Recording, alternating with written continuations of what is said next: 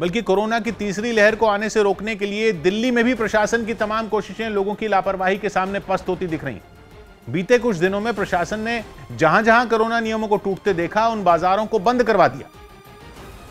लेकिन इसके बावजूद लोग हैं कि मानते नहीं।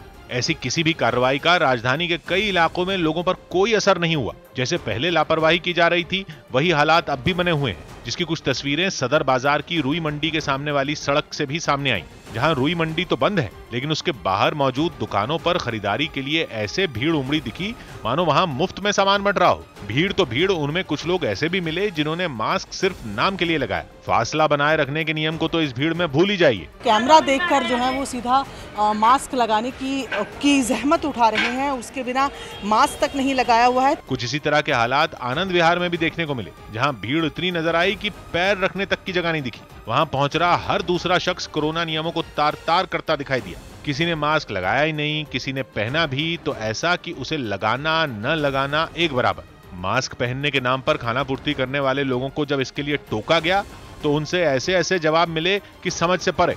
लगातार कई सारे लोग ऐसे आपको नजर आ जाते हैं यहाँ पर जिन्होंने मास्क ठीक से नहीं लगाया। मास्क पहनने में दिक्कत होती है? नहीं सर।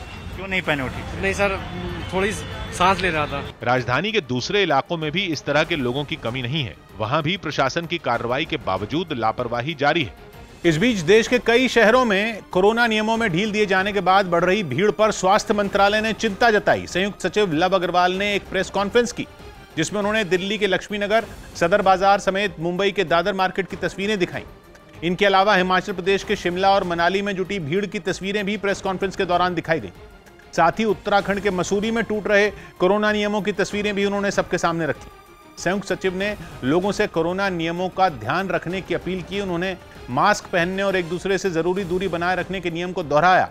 साथ ही ये चेतावनी भी दी कि अगर कोरोना के नियमों का पालन नहीं किया गया तो ढील खत्म करके फिर पाबंदियां लगाई जा सकती हैं।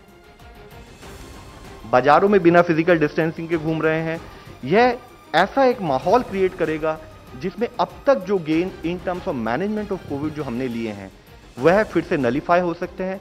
वह फिर से हम उसको भूल के फिर हमें एक और चैलेंज का सामना करना पड़ सकता है।